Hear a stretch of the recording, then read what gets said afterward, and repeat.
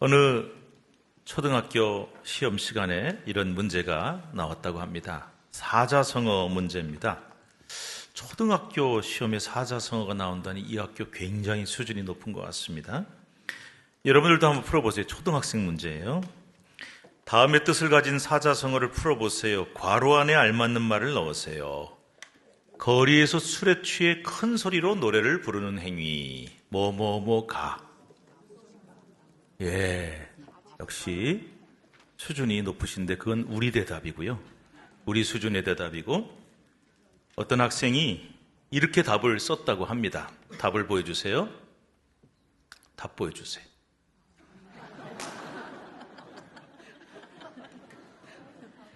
아빠인가? 예. 사자성어 문제가 하나 더 있습니다. 이번에도 여러분 한번 풀어보세요. 늘 결심을 굳게 하지만 항상 오래가지 못하는 사람. 작모, 삼모. 예. 이거는 두 글자나 나오니까 쉽죠? 예, 작심삼일이라 그러셨어요.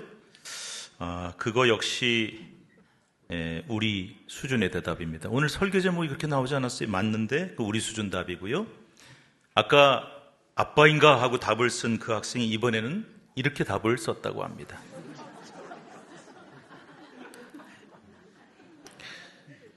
웃으라고 한 얘기인데 여러분 굉장히 심각하십니다.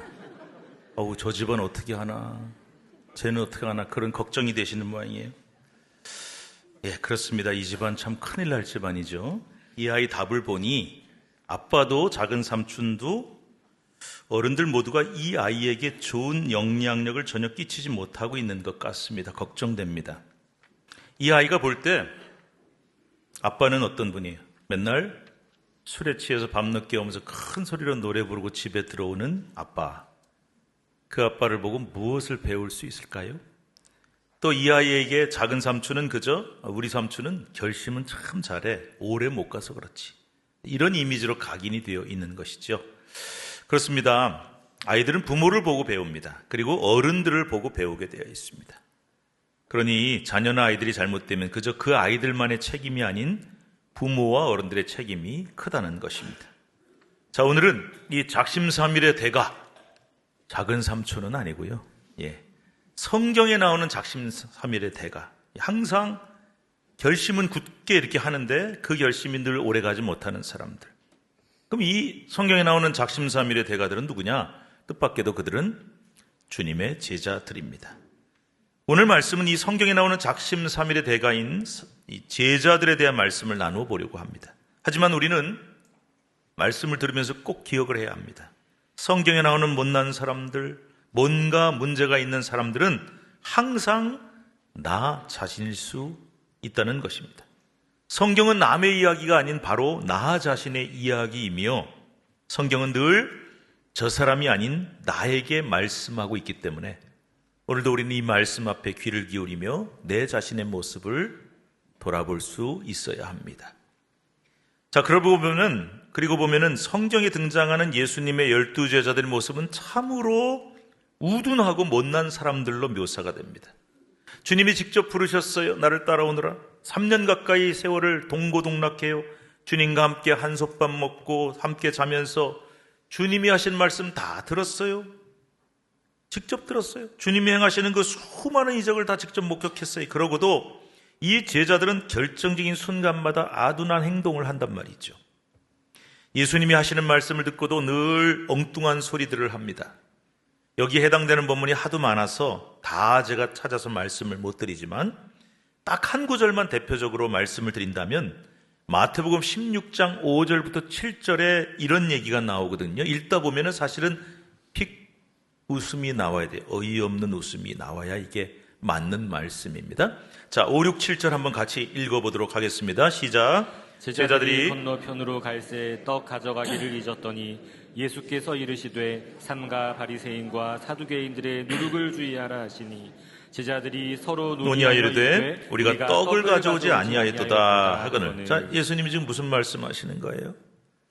바리새인들과 사두개인들의 누룩을 조심하라. 이 바리새인과 사두개인들은요, 유대교의 종교 지도자들입니다. 그런데 그들의 누룩이란 게 뭡니까? 다 아시는 내용이에요. 누룩이란 건 넣으면 막 부풀어 올라요.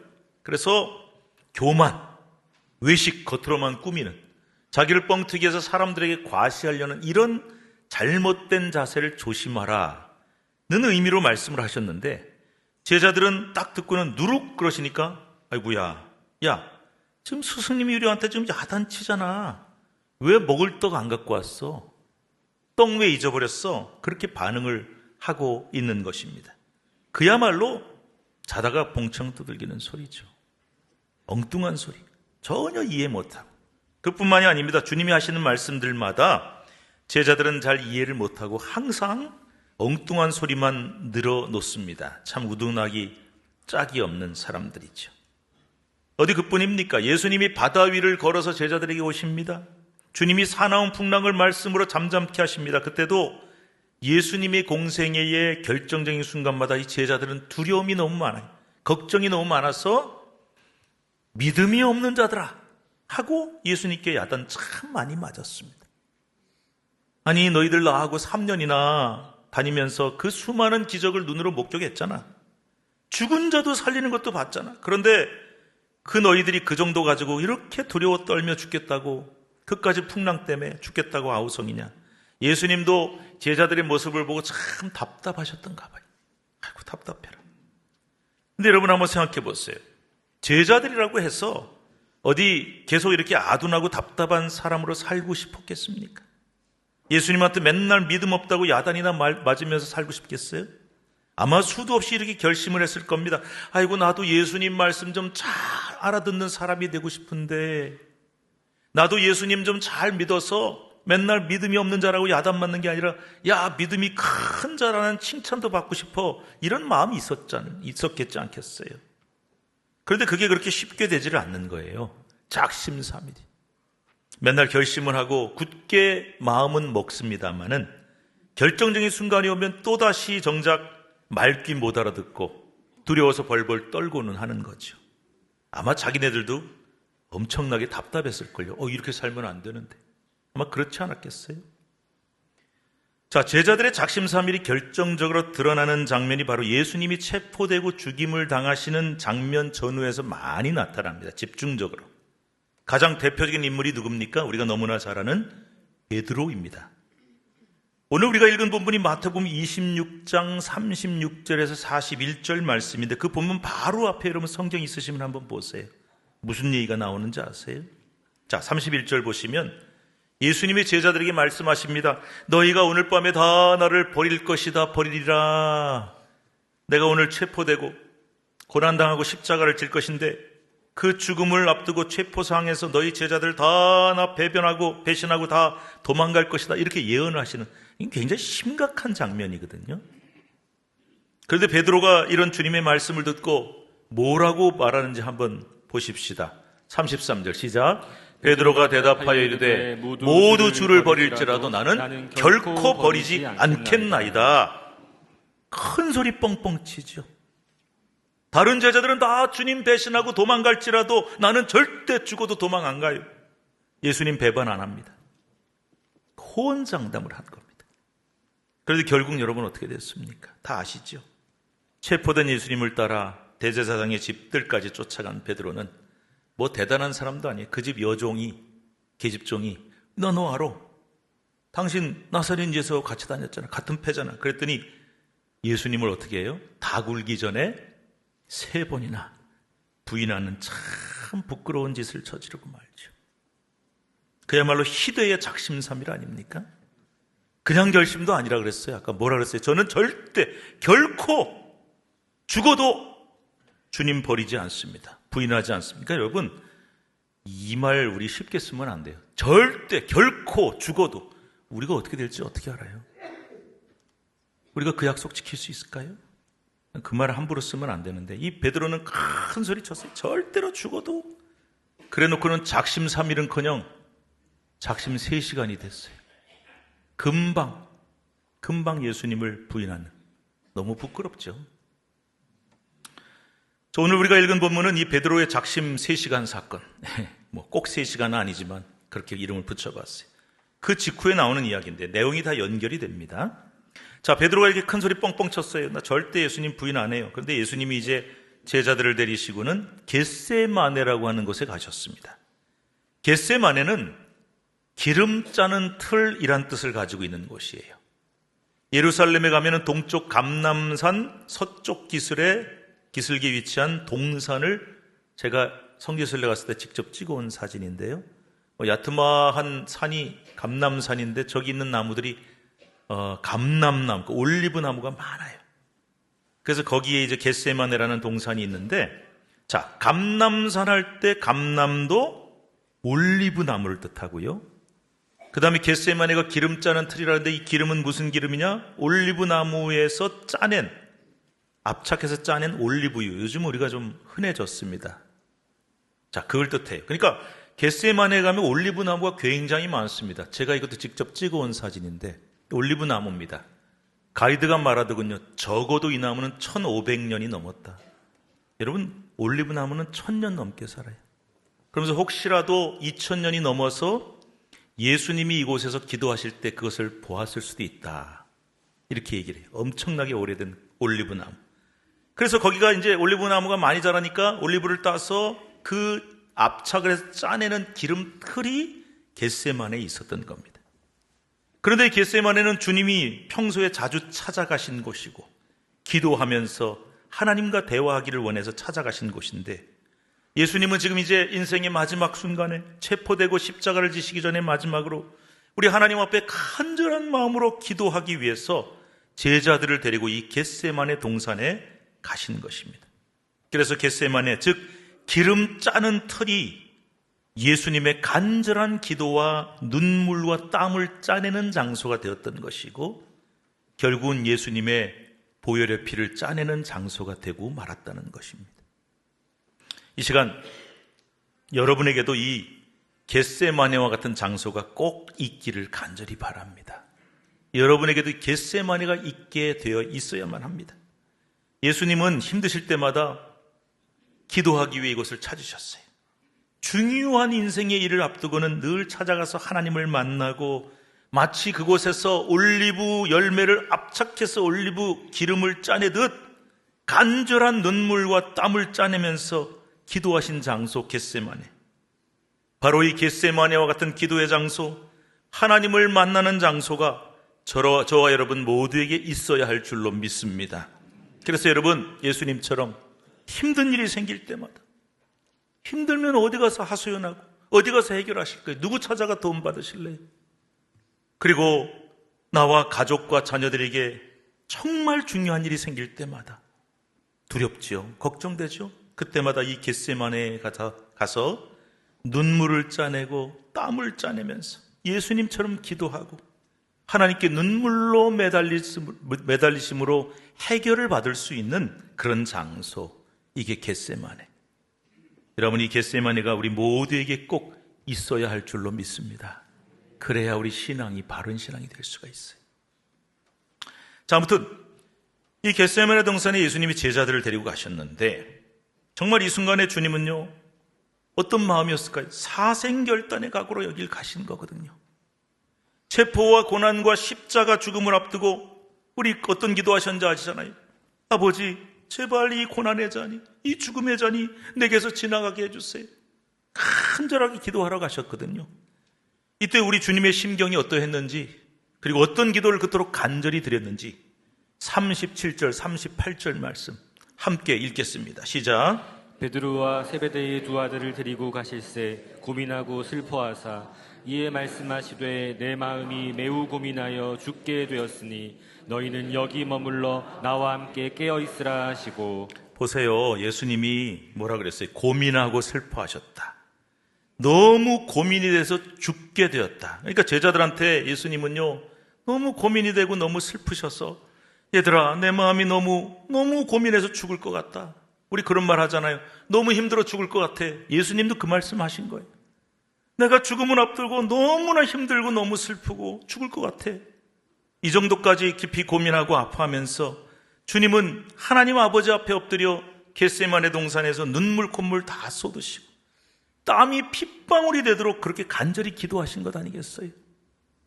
그런데 이렇게 간절히 기도하러 가시면서 주님은 제자들에게 이렇게 부탁을 하신 겁니다. 38절 다시 한번 읽읍시다. 시작. 이에 말씀하시되 내 마음이 매우 고민하여 죽게 되었으니 너희는 여기 머물러 나와 함께 깨어있으라 하시고, 베드로, 야고보, 요한 3명 데려가셨거든요. 그런데 얘들아, 나 기도하러 가니까 좀 깨어있으라 그렇게 말씀하셨는데, 이거는 그냥 단순히 잠 안 자고 깨어있으란 뜻이 아니라 깨어서 좀 함께 기도해달라, 그런 뜻이에요. 내가 너무 힘들고 어려워서 하나님께 매달리려고 가니까 너희들도 같이 깨어서 잠들지 말고 같이 좀 간절히 기도해달라, 이렇게 부탁을 한 겁니다. 그런데 결국 어떻게 됐는지 여러분 다 아시죠? 예수님이 눈물로 땀으로 간절히 기도하고 땀방울이 핏방울 되도록 간절히 기도하고 돌아와 보셨더니 제자들이 뭘 하고 있었습니까? 잠 안 들고 밤새도록 통성기도하고 있었다. 그러면 문제가 될 게 하나도 없죠. 근데 예수님이 간곡히 부탁하신 대로 됐습니까? 아니요. 40절 말씀 읽읍시다. 40절 시작. 제자들에게 오사 그 자는 것을 보시고 베드로에게 말씀하시되 너희가 나와 함께 1시간도 이렇게 깨어 있을 수 없더냐. 제자들 뭐하고 있었다고요? 깨어 통성기도 하더라가 아니라 잠들어 있었어요. 물론 제자들도 피곤했겠죠. 그날 하루 종일 얼마나 급박한 일들이 많이 돌아갔는지 얼마나 피곤했겠어요. 그런데 여러분, 이런 일이 몇 번이나 반복이 되느냐? 43절에도 보면 예수님이 2번째 기도하고 돌아오셨더니 제자들이 잠들어 있었어요. 그들의 눈이 피곤했더라. 무슨 뜻이겠어요? 자고 일어나 보면 눈이 시뻘개져 있어요. 그런 상태예요. 그 다음에 또 45절에 보면 3번째도 또 돌아와 보니까 또 자고 있어요. 3번이나 반복이 돼서 제자들은 계속 잠들어 있었던 것이죠. 주님은 첫 번째 제자들이 잠들었을 때 이렇게 말씀하십니다. 41절 말씀 시작. 시험에 들지 않게 깨어 기도하라. 마음에는 원이로되 육신이 약하도다 하시고. 그런데 같은 일이 2번째, 3번째까지 반복이 되자 주님은 결국 제자들에게 뭐라고 말씀하시느냐. 45절, 46절 시작. 이에 제자들에게 오사 이르시되 이제는 자고 쉬라. 보라, 때가 가까이 왔으니 인자가 죄인의 손에 팔리느니라. 일어나라, 함께 가자. 보라, 나를 파는 자가 가까이 왔느니라. 이제 됐다. 자라. 무슨 뜻입니까? 이제는 더 소용이 없어. 나를 체포하는 자들이 가까이 왔고 나는 잡혀서 죽으러 간다. 근데 여러분, 이 주님이 하신 말씀들 중에 우리는 앞서 읽은 41절 말씀에 주목을 해봐야 합니다. 거기 이런 유명한 말씀이 나와요. 마음에는, 같이 읽어봅시다. 시작. 마음에는 원이로되 육신이 약하도다. 유명한 말씀이죠. 저 신학생 때 이 말 참 많이 썼던 기억이 납니다. 제가 좀 누가 부탁을 하는데 하기가 싫어요. 아니면 좀 피곤해서 못하겠다 싶으면 성경 좀 읽었다 그래서 제가 항상 이렇게 얘기했죠. 마음에는 원이로되 육신이 약하도다. 나는 못해. 핑계를 많이 썼습니다. 근데 여러분, 이 말씀이 과연 무슨 뜻일까요? 여기서 마음이라는 것은 인간의 이성과 의지를 뜻하는 거예요. 육신이란 인간의 본성과 육체적인 한계를 뜻합니다. 즉, 제자들이 이성으로는 의지로는 깨어있고 싶었어요. 주님과 함께 기도하기를 우리도 원했어요. 그런데 피곤함과 졸음이라는 인간의 본성을 이기지 못한 것입니다. 깨어있고 싶은 마음은 간절하고 의지는 분명한데 육신의 본성과 한계 때문에 결국 졸음을 이기지 못한 것이란 말입니다. 우리도 마찬가지예요. 우리 이성으로는, 머리로는 나 이거 꼭 해야겠다. 얼마나 많이 결심합니까, 여러분? 이거 절대 하지 말아야겠다. 의지로 얼마나 굳게 결심합니까? 그런데 육신적인 한계 때문에 혹은 육신적인 유혹과 충동을 이기지 못해 이 의지가 무너지고 말 때가 얼마나 많냔 말이죠. 이것이 바로 인간이 가진 한계요 유약성을 뜻합니다. 자, 예수님은 지금 제자들이 못났다고, 나 지금 죽게 생겼는데 그깟 졸음 하나 못 이겨 하고 꾸짖으시는 것이 아닙니다. 바로 앞에서는 나하고 함께 죽겠다고 절대로 배반 안 하고 절대로 같이 죽으러 가겠다고 하더니 지금은 잠도 못 이기냐고 책망하시는 것 아닙니다. 오히려 그들의 연약함과 한계를 불쌍히 여기신 것입니다. 나도 주님과 함께 깨어 있어야지 하고 굳은 결심을 했지만, 의지는 분명하지만 인간의 연약함 때문에 결국 깨어 있지 못하는, 그래서 결국은 작심삼일이 되고 마는 제자들을 불쌍히 여기신 것입니다. 동시에 주님은 오늘 우리를 불쌍히 여기시는 겁니다. 우리는 마음으로는 간절히 원하지만, 의지는 분명하지만 육신의 본성과 한계 때문에 그 의지를 이루지 못할 때가 너무나 많기 때문입니다. 그런데 주님은 그런 우리, 못나고 연약한 우리한테 화를 내시거나 꾸짖고 책망하지 않으십니다. 오히려 마음은 원이로되 육신이 약한 우리를 불쌍히 여기시고 우리의 연약함을 연민과 긍휼로 바라보시는 주님이시란 말입니다. 히브리서 4장 15절 16절 이런 말씀이 나와요. 읽읍시다. 우리에게 있는 대제사장은 우리의 연약함을 동정하지 못하실 리가 아니요 모든 일에 우리와 똑같이 시험을 받으신 이로되 죄는 없으시니라. 그러므로 우리는 긍휼하심을 받고 때를 따라 돕는 은혜를 얻기 위하여 은혜의 보좌 앞에 담대히 나아갈 것이니라. 여러분, 이게 무슨 말씀일까요? 우리에게 있는 대제사장은 예수님을 뜻합니다. 예수님이 어떤 분이시냐? 우리의 연약함을 동정하지 못하실 리가 아니다. 즉, 우리 인간의 연약함을 진실로 동정하시면서 불쌍히 여기신 분이 예수님이십니다. 나아가서 그분은 우리와 똑같이 연약한 인간이 되어 우리와 똑같은 시험을 당하신 분이라는 뜻이에요. 이게 왜 중요하냐? 지금까지 신앙생활 하시면서 궁금한 적 없으셨어요? 예수님이 하나님의 아들이신데, 말씀만으로도 천지를 창조하신 하나님의 아들인데 저 위에서 우리를 내려다보시면서 아우 참 안됐다, 불쌍하다, 죄 때문에 죽어가는구나. 그럼 얼마든지 저 하늘 위에서 야 구원받아라 하고 말씀으로 다 해결할 수 있는 분 아니에요? 그런데 왜 그분이 굳이 사람으로 태어나셨을까? 왜 굳이 인간의 고난을 다 겪고 한계를 다 겪고 십자가에 달려 고통받으며 죽으셔야만 했을까? 이상하다. 그 이유가 바로 여기 나오는 거예요. 우리와 똑같이 시험을 받으셨다. 그렇습니다, 여러분. 직접 겪어보지 않은 그런 우리가 다 알 수가 없어요. 우리가 누굴 보면서 얼마나 힘드세요, 아프세요. 물론 그 말 고맙죠. 그런데 똑같이 겪어보지 않고는 다 알 수가 없는 거예요.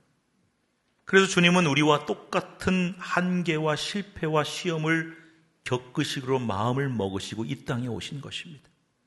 그리고 이 땅에서 인간의 모든 아픔과 한계를 다 아시고 다 경험하셨기 때문에 진심으로 우리를 긍휼히 여기시고 불쌍히 여기실 수 있는 분이라는 뜻입니다. 그러므로 우리는 그 주님의 긍휼히 여기심을 힘입어 은혜의 보좌 앞에 담대히 나아가라, 이렇게 말씀하신 거예요. 그렇습니다. 우리 주님은 우리의 연약함과 못남을 너무 잘 아세요. 심지어 우리와 똑같이 연약한 인간이 되셨어요. 우리와 똑같이 시험도 당하고 힘든 일도 다 겪으셨어요. 그래서 주님은 겪어보셨기 때문에 우리가 실수하고 육신의 약함 때문에 의지가 꺾이고 제자들처럼 마음으로는 맨날 굳게 결심을 하는데 번번이 작심삼일로 무너지고 마는 그런 우리를 보면서 우리를 책망하거나 못났다고 하시지 않고 내가 너의 연약함을 다 안단다 하고 불쌍히 여기시는 분이라는 겁니다. 나아가서 주님은 우리에게 이렇게 말씀하십니다. 제가 주님의 마음을 한번 표현을 이렇게 해봤어요. 그래, 실패할 수 있어. 그래, 나하고 약속한 거 어길 수도 있어요. 다 안다. 내가 다 이해한다. 그 다음이 중요해요. 다만 너희가 이렇게 너무 약하기 때문에 그 연약함을 극복하려면 어떻게 해야 돼요? 깨어 기도할 수밖에 없다. 깨어 기도하라. 제자들에게 말씀하시고 우리에게 말씀하신 겁니다. 사랑하는 성도 여러분, 우리는 너무너무 약해요. 너무 약해서 어떻게 되느냐? 찬송가 290장이 이렇게 고백을 하고 있잖아요. 우리는 주님을 늘 배반하나. 이 찬송 부를 때 저는 몹시 가슴이 찔립니다. 누구한테 하는 얘기 같아요? 베드로요? 아니, 우리는 주님을 늘 배반하는데 우리 예수님은 여전히 날 부르시고 그 참되신 사랑을 베푸시나니 내 형제여 주님을 곧 따르라. 주 널 위해 비네, 주 널 위해 비네, 주 널 위해 비네, 항상 비시네. 그렇습니다. 연약하고 못난 우리는 늘 주님을 실망시킵니다. 잘해볼게요 주님 하다가도 또 약속 어기고. 그래서 오늘 이 가사처럼 매일 주님을 배반하곤 합니다. 제자들처럼. 그럼에도 우리를 꾸짖지 아니하시고 사랑과 긍휼로 감싸 안으시면서 연약한 우리를 위해 주 널 위해 비네 항상 기도하시는 주님이신 줄로 믿습니다. 그래서 우리도 나와 함께 깨어 기도하자. 그렇게 해야 되는 거예요. 우리는 매년 새해마다 굳은 결심을 참 많이 합니다. 저도요, 송구영신 예배 때마다 항상 결심을 해요. 여러분 어떤 결심 하십니까? 내 올해는 꼭 성경 일독하리라. 기도 생활 좀 열심히 해야겠다. 교회 봉사도 좀 하고 전도도 좀 해야지 등등 우리가 늘 결심하지만 그게 얼마 못 가서 번번이 작심삼일되는 경우가 참 많으시죠. 저는 보니까 되게 1월을 잘 못 넘기더라고요. 작심 한 달. 그런 경우 참 많습니다. 어디 그것뿐입니까? 지난주일 느디님 사람처럼이란 말씀을 듣고는 설교를 때 내 마음이 감동이 돼서 그래, 나도 앞으로 느디님 사람처럼 한번 예배에 목숨을 걸어야겠다. 정말 내가 절대 예배 빠지지 말아야겠다. 교회 봉사도 좀 잘하자. 이렇게 결심을 했다가 문득 며칠 지나고 집에 가서 가만히 생각하고 정신을 차려보니까 현실이 그게 아닌 거예요. 지금 내가 그럴 처지가 아닌데, 얼마나 바쁜데, 얼마나 힘든데 이러지는 않으시는지요. 여러분, 제가 늘 강조하지만 신앙생활은요 100m 단거리 경주 달리기가 아닙니다. 42.195km를 달려가는 장거리 마라톤입니다. 그래서 이 100m 단거리 달리기의 특징이 뭐냐면 순간 스포트라고 그래요. 확 스피드를 내서 튀어나가야 돼요. 신앙은 그게 아닙니다. 완주가 중요하고 끝까지 잘 달려야 합니다. 우리 신앙이 100m 달리기처럼 한순간에 확 스피드를 내가지고 완전히 반짝 타오르고 불타오르고, 그런데 몇 달 지나니까 다 사그러지고, 저분 웬일이야 막 안 그러더니 교회 열심히 나오고 신앙생활도 열심히 하고 막 기도도 열심히 해, 너무 좋다. 조금 지나니까 다 사그러지고. 그렇게 단거리 달리기 해서는 안 됩니다. 우리 신앙은 끝까지가 중요한 거예요. 변치 않고 변질되지 않고 끝까지 완주하는 게 가장 중요한 것입니다. 그런데 여러분, 혹 그 믿음의 긴 경주를 장거리 달리기를 하다가 우리가 약하잖아요. 그래서 실패하기도 하고 마음 먹은 대로 못할 때도 있고요. 마음은 원이로되 육신이 약해서 주저앉을 때도 있거든요. 우리가 다 그렇게 약해요. 근데 그때라도 여러분 절대로 좌절하거나 포기하지 마세요. 주님이 절대 나를 못났다고 너 왜 그렇게 약해? 그것도 못 달려? 하고 책망하지 않으십니다. 오히려 우리의 연약함을 아시는 주님은 우리를 불쌍히 여기시고 우리가 힘을 내서 다시 일어서고 다시 달려가기를 원하십니다. 그리고 그 다시 일어설 힘, 다시 달려갈 힘을 위해서 주 널 위해 비네, 항상 비시네, 지금도 기도하고 계세요. 이 자녀가 일어서게 해달라. 끝까지 달릴 수 있게 해달라. 그러니까 우리는 그 주님과 함께 뭘 해야 되냐? 오직 깨어 기도하는 때만 우리는 그 달리기를 완주할 수 있는 힘을 얻게 되는 겁니다. 늘 깨어서 하나님의 능력을 구해야만 합니다. 혹시 여러분 중에 지금 인생의 어려운 시절, 힘든 때를 겪고 계신 분 계십니까? 못났다고 자책하지 마세요. 포기하지 마세요. 주님은 내가 다시 일어서기를 원하시고 끝까지 달리기를 원하셔서 지금도 날 위해 기도하고 계세요. 그래서 우리는 그 주님과 함께 깨어 기도하며 하나님의 능력을 구해야 됩니다. 그리고 다시 일어서야 합니다. 오늘 대림절 첫째 주일 이 뜻깊은 날에 여러분 모두가 이 기나긴 믿음의 경주에서 끝까지 한 사람도 낙오하지 마시고 다 완주하시기를 바라고, 모두가 그 경주에서, 믿음의 경주에서 승리하시길 우리 주님의 이름으로 간절히 축복합니다. 기도합시다. 하나님 감사합니다. 믿음의 마라톤, 믿음의 장거리 달리기 끝까지 완주하기를 간절히 소망합니다. 우리 성도들 한 사람도 낙오하지 않고 넘어지지 않고, 넘어질 때라도 다시 일어서서 끝까지 그 걸음을 달려가기를 원합니다. 때로는 우리 약해서 넘어질 때도 있고, 좌절할 때도 있고, 포기하고 싶을 때도 있고, 굳게 결심하고 또 결심하고만 그 약속도 못 지키고 주님 배반할 때도 많습니다. 그러나 주님은 그런 우리를 책망하지 아니하시고 다시 손을 잡아 일으키십니다. 일어나라, 나하고 함께 가자. 내가 널 위해 기도하고 있다. 주님 손 붙잡고 일어났어. 함께 깨어 기도하며 하나님의 능력과 힘을 얻었어. 그 믿음의 길을 끝까지 완주하는 우리 성도들이 다 되게 해 주시옵소서. 예수님의 이름으로 간절히 기도드리옵나이다. 아멘.